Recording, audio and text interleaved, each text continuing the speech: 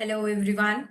I hope you all are doing well, and I welcome you all to the editorial series on the channel UPSC with Nitya Pandit. Today, it's 15th of July, and we will be discussing important editorials from The Hindu, and another editorial is from a different newspaper. So, we will be discussing these topics. So, let's start.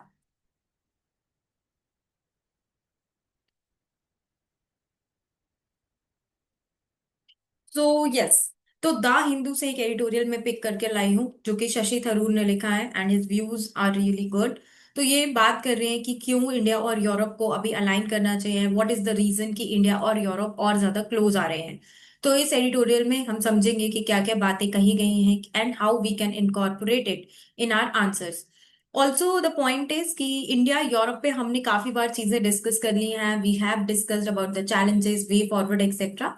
So that we have already discussed. आज इसमें मैं basically आपको समझाऊंगी कि editorial में क्या कहा गया है।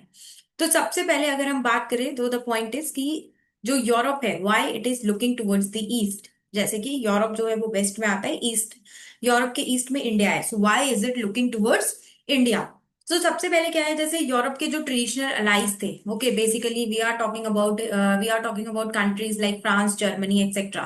तो उनके जो ट्रेडिशनल अलाइज थे जैसे कि यूएस, यूके, यूरोपियन यूनियन, ये लोग क्या कर रहे हैं, अपनी फॉरेन पॉलिसीज को रिकैलिब्रेट कर रहे हैं क्योंकि यूएस का जो कमिटमेंट है वो बार बार वेन हो रहा है। Okay B it the NATO commitments, ठीक है, या फिर जो भी यूएस ने जो डिफरेंट डिफरेंट कमिटमेंट्स थे यूएस के यूरोप की तरफ, वो इतने ज्यादा हमें देखने को नहीं मिल रहे हैं। इसीलिए जो फ्रांस है, जर्मनी है, ये सब कंट्रीज है, ये लोग और नए पार्टनर्स देखने की कोशिश कर रहे हैं।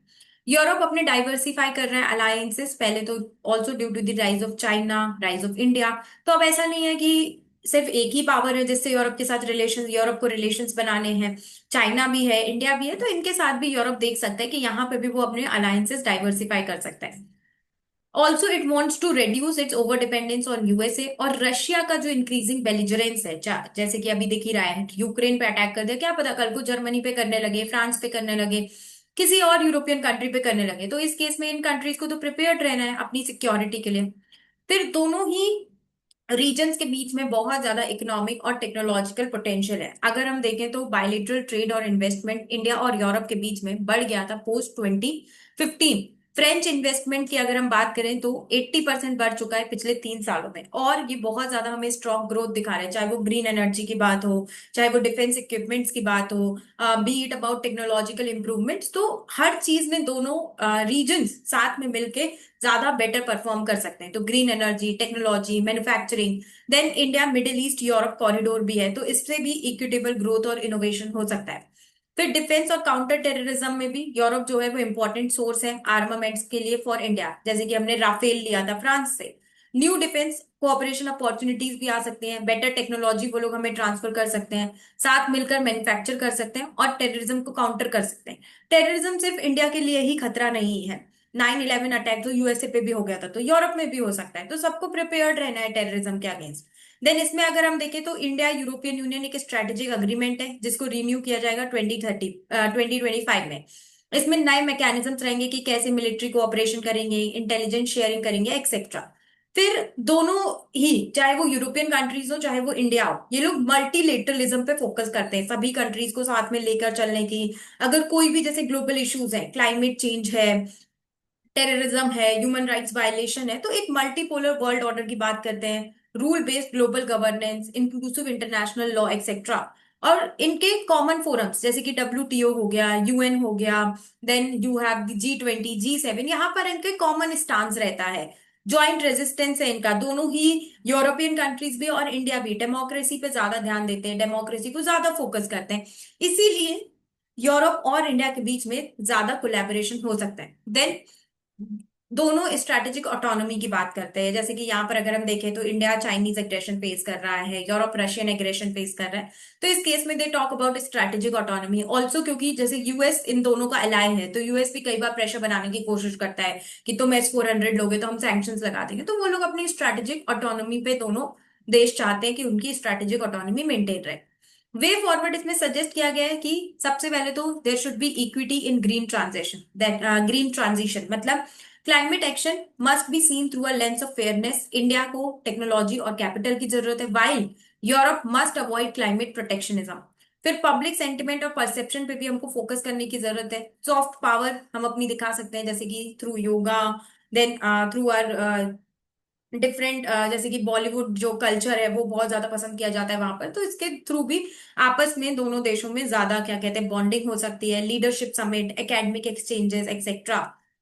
फिर स्टैट्स के बियॉन्ड अब हमें सब्सटेंस पे काम करने की जरूरत है। सस्टेन्ड एंगेजमेंट करना है, सिर्फ शॉर्ट टर्म स्टैटिस्टिक्स या हेडलाइंस के लिए नहीं, कुछ सॉलिड होना चाहिए।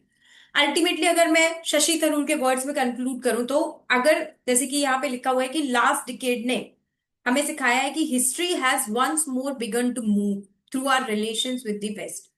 अब टाइम आ चुका है कि हम अपने रिलेशंस इंप्रूव करें विद यूरोप, और दोनों ही, अगर दोनों एक दूसरे पे काम करेंगे और they will work towards closing the distance between them, इससे ना ही सिर्फ बायलेटरल रिलेशंस बल्कि एक ऐसा वर्ल्ड शेप होगा that both must live in and must shape together. ठीक है, मतलब बेसिकली बात हो रही है कि इस तरह का एक वर्ल्ड हम क्रिएट करेंगे जहां पर दोनों, चाहे वो यूरोपियन कंट्रीज हो चाहे वो इंडिया हो, शांति से, सुख शांति से रह सके।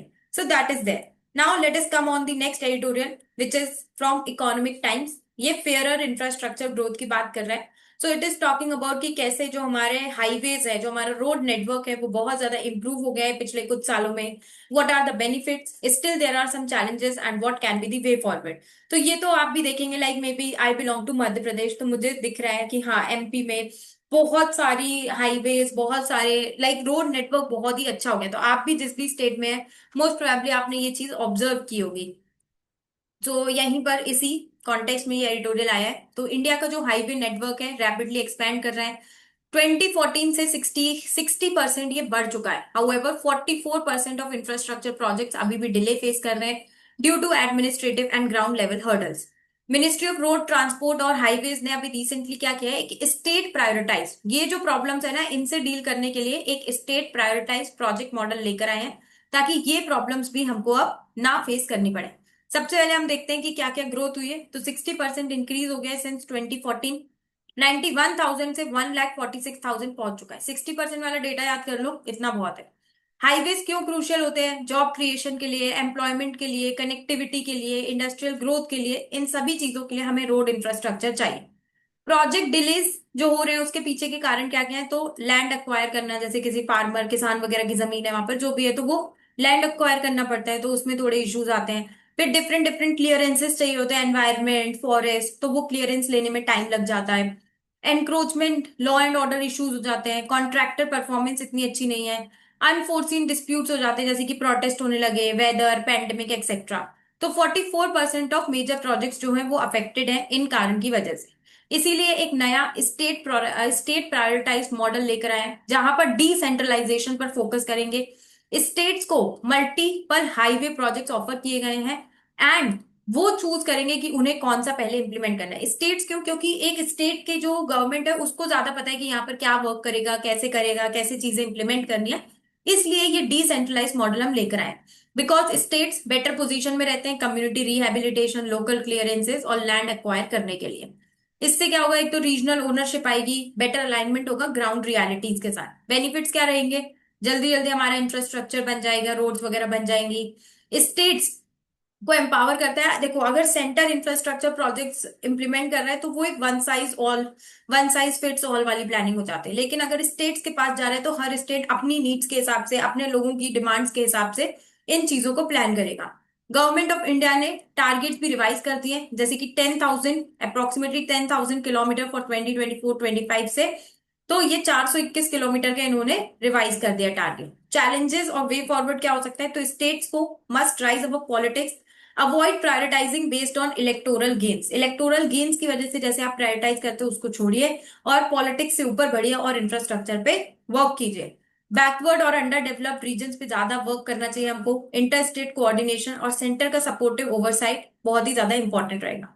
तो अल्टीमेटली ये जो इंफ्रास्ट्रक्चर प्रोजेक्ट्स हैं, अगर इनको हम राइट स्पिरिट में इंप्लीमेंट करें तो ये एक फास्टर, फेयरर इंफ्रास्ट्रक्चर ग्रोथ की तरफ पुश कर सकता है, benefiting not just the states concerned but nation as a whole. So this was all about today's editorial analysis. I hope आप सभी लोगों को ये ब्रेकडाउन हेल्पफुल लगा होगा। Thank you for watching this video and good luck.